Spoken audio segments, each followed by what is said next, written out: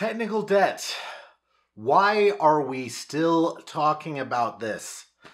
I'm Ray Myers. Welcome to Craft versus Cruft. I've been developing software professionally for about 12 years, and today I would like to begin a perhaps longer conversation on the notion of technical debt, which is very central to the struggle we have of doing our jobs well in this industry. And it's an oft talked about topic, and in spite of all that discussion, by and large, we have no coherent strategy to deal with it.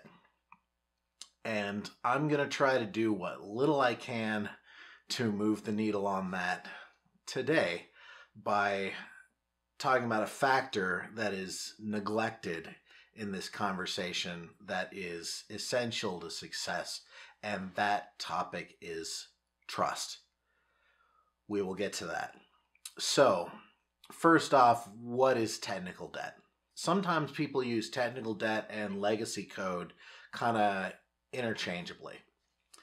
The legacy stuff, that's the stuff that's bad. The new stuff, that's the stuff that's good. If you don't like it, it's legacy, right? Well, this is kind of an interesting point. Every other walk of life that I've seen, the word legacy has a positive connotation. An artist had a great legacy.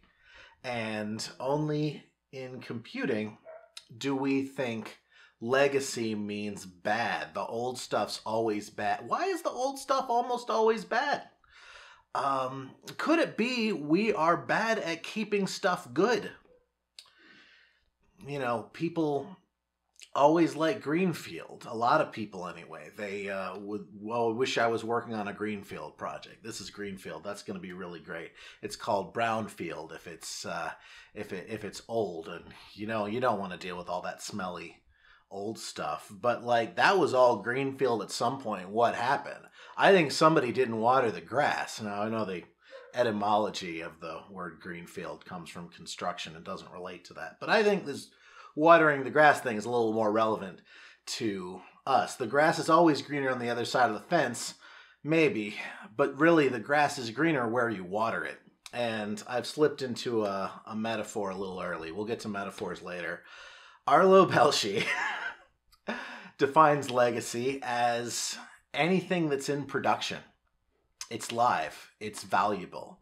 People are using it. Your business is now dependent on it. You can't take it away. Soon as you deploy it, it's legacy. I like that definition. Could be good, could be bad, right? But if it's live, it's legacy. Indebted code, on the other hand, he defines as code that people are afraid to change. Beautiful, very general definition, and it speaks to what the issue really is. That this code is scary or unsafe to change. It will be either very difficult or very risky. And you have a system your business depends on, because it's live, that is costly / risky to make updates to. And that is a danger to the business. So that's the indebted code. Now, where does this metaphor come from? Most of you probably know this. This financial debt metaphor, it basically refers to the notion that at some point you borrowed, in quotes, by having something live that wasn't ideal, and you will pay interest on that imperfect solution until you pay down the debt by fixing it. It's a decent metaphor as things go. I believe it was originated by Ward Cunningham, who made fitness, and I think also the Wiki. Very interesting fellow.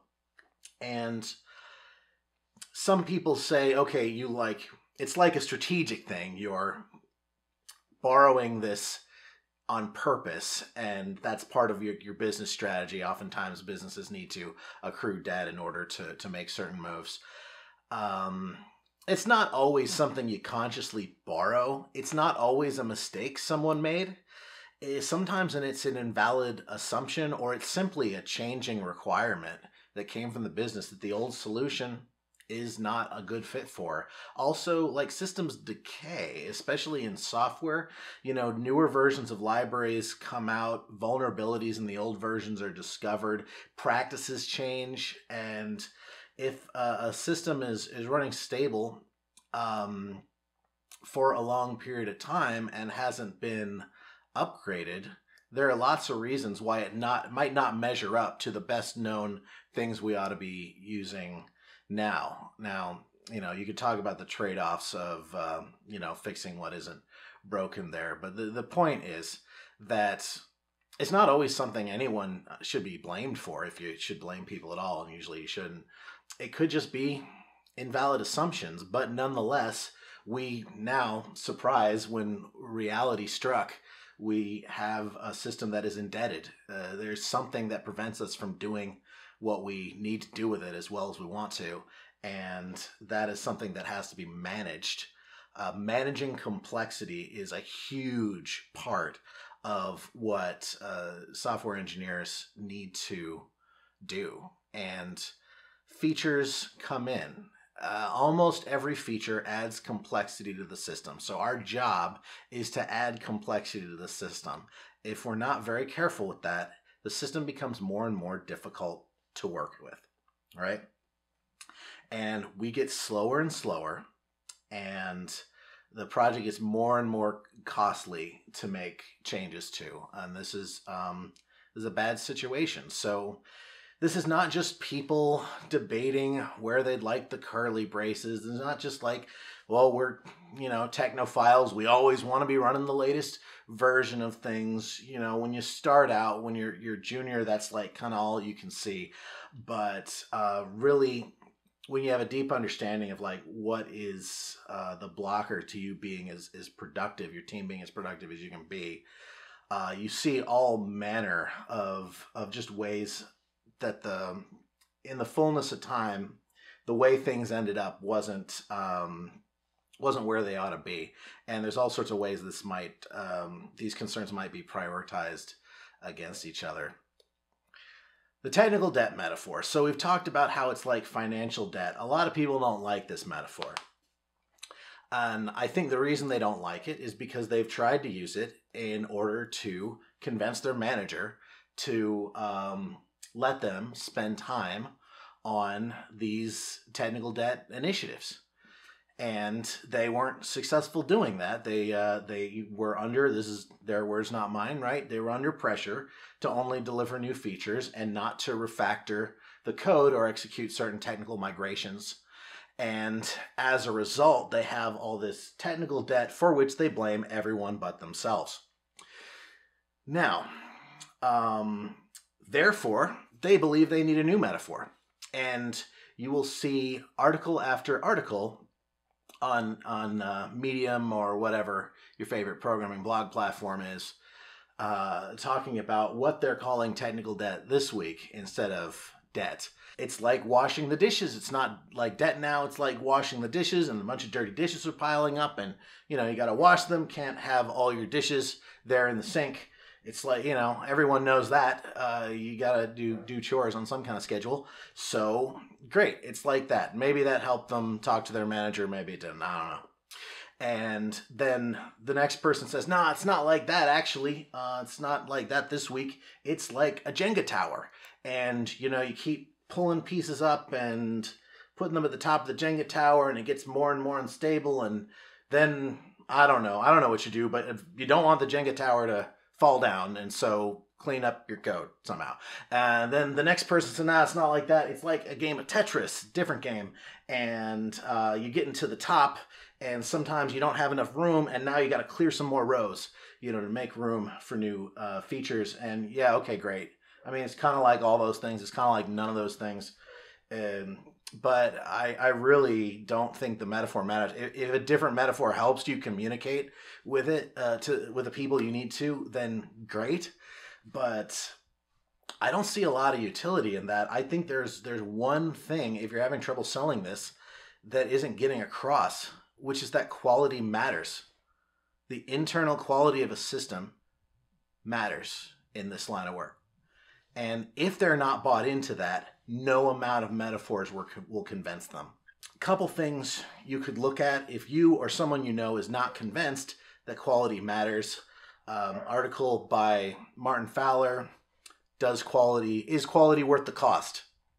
And there's a great line of argumentation there and some research, and this kind of iconic graph that shows the idea of, if you keep the level of technical debt relatively low, you can continue functioning at a high speed.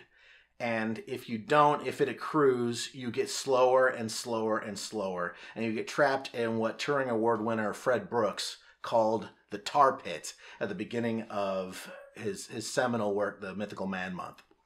You don't want to be stuck in a tar pit. You don't want a team of very expensive engineers stuck in a tar pit while they are trying to deliver features. I will assume that you have bought into that. There's a great set of story also about the Toyota production system that you could look into. We'll talk more about that in a future episode. So quality matters, and I think, therefore, it is not a matter of should we prioritize this or that. In this conversation that developers keep having with the business, hey, we'd like some time to do this thing because this one's just gotten, over the edge to the point where we're going to write a business case to clean up this particular thing. And they say yes or no, and 90% of the time they'll say no.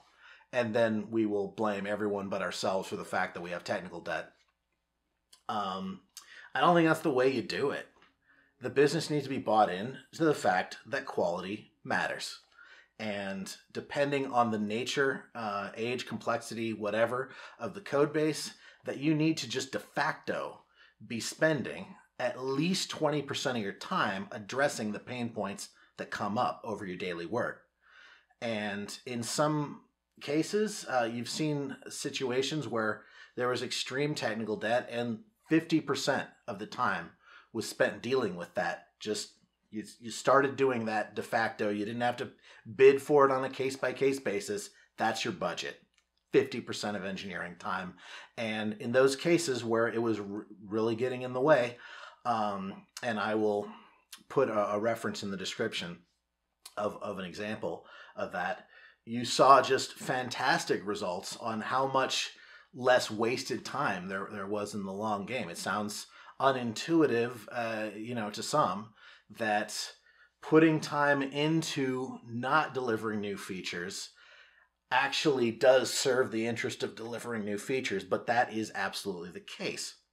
So we've bought into that, let's assume. How do you choose what to work on? Again, you did not bid with the business over this or that idea, just the same as you didn't bid to them to do it or not, to do any or not. You know why? Because product owners, business analysts, to some extent managers, unless they have a technical background, it's not their expertise.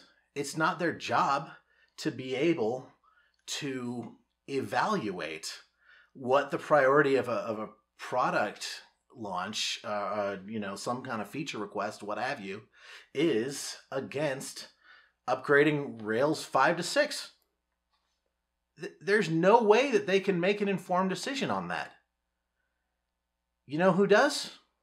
You, the engineers, the technical leadership. You need to decide what the priority is with your budget that you're going to allocate towards quality, and entirely amongst yourselves almost, with perhaps some questions about, well, which things have a lot of stuff coming up, which systems are going to be more critical next year. Gather information, but ultimately you need to make those decisions, and you need to own refactoring continuously as part of your daily work and stop asking permission, because you will not get it. You need to just take the time. Your hands are on the keyboards. You are a trusted professional. And if you don't do this, I'm telling you, you're not being one. And this is the punchline. How does the business know that you will do a good job of prioritizing the amount of your time that you spend on that against business priorities? Well, it is because they know that ultimately your goal is to deliver business value, and that you do understand the importance of that, and that you are doing your best to use your technical improvement work to ultimately support the needs of the business because they trust you. Thank you. And remember what Lao Tzu said in Tao Te Ching, with patience the most tangled cord may be undone.